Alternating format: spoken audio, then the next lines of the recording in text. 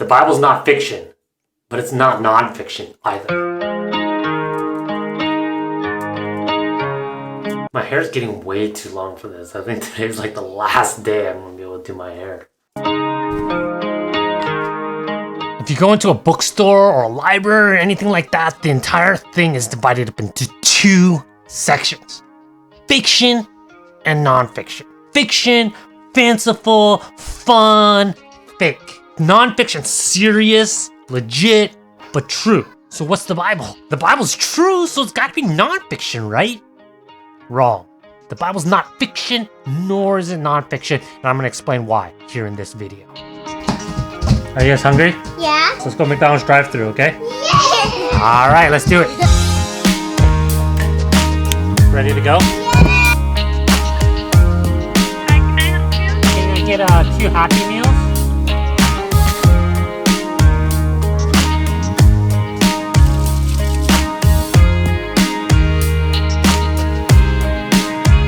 Today, if you're an author or you're a writer and you say your writing is nonfiction, but then you include exaggerated elements, artistic elements, like too much symbolism in it, you could get in trouble. That's like unethical. This distinction between fiction and nonfiction didn't always exist. It came about slowly in the Middle Ages. And before the Middle Ages, there was no fiction and nonfiction. It was just all writing. Anything written down was considered to be true. It's kind of how we used to see books. If it got published, it must be some sort of truth. If it got written down, some scribe had to take the time and effort and money to write something down. It had to be true. But also the way they saw truth was not the same way we see truth.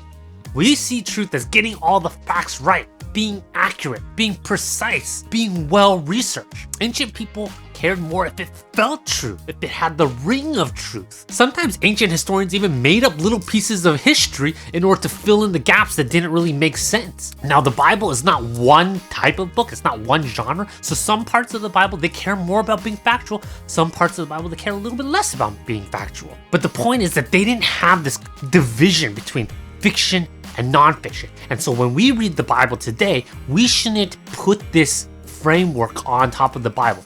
We shouldn't be thinking, this is fiction, it should be like this. This is nonfiction, it should be like this. Today, the thing that's most similar to that is a memoir. With memoirs, it's supposed to be a true story, but they don't care to get all the exact facts right. It's more about remembering what was true for that person and how they remember their life. The Bible, yes, it is factual. They care about facts, but sometimes that's not their main concern. Actually, usually it's never their main concern. What they care about is the ring of truth, the wow, this impacts my life. That's what truth meant.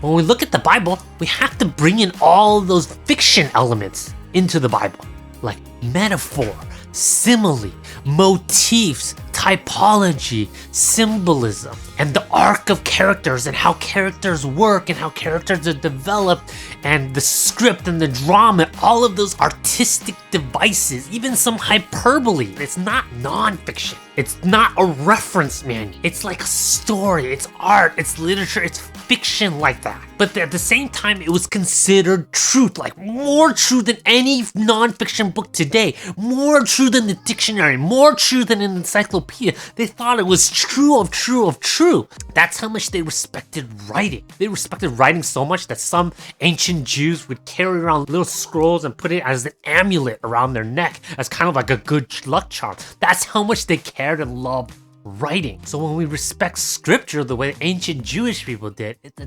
different type of respect for truth. It's higher, it's better than just factual truth. Ancient people didn't care about contradictions nearly as much as we do. If a nonfiction book today had contradictions, we're just like, huh? For ancient people, it's like, ooh, what's the paradox in this contradiction? What's the inner meaning? What's the mystery? And so when we look at the Bible, do we look at contradiction and go, oh, something's messed up about the Bible? Or are we looking at it with the same lens, like, ooh, what's the paradox? What's the mystery? What's the deeper meaning?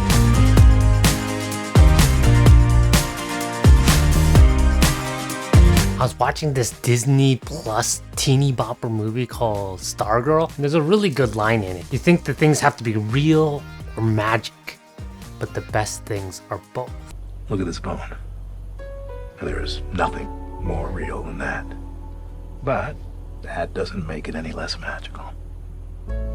You think things have to be real or magic, but the best things are both. You would think that the Bible has to be fiction or nonfiction, but it's really neither.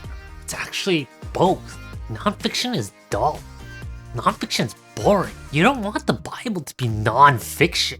C.S. Lewis even said the Bible is true myth. What does that mean? It doesn't mean something fake or false. He means Bible is true as it talks about the deep meanings in life, the most important things that make you go, oh, wow, that's so true. It feels true. It hits home. That's what the Bible is. Thanks for watching this video. Like and subscribe. Check out some of my other videos. I'm trying to make some videos on how to read the Bible. Thanks for watching, and we'll see you next time.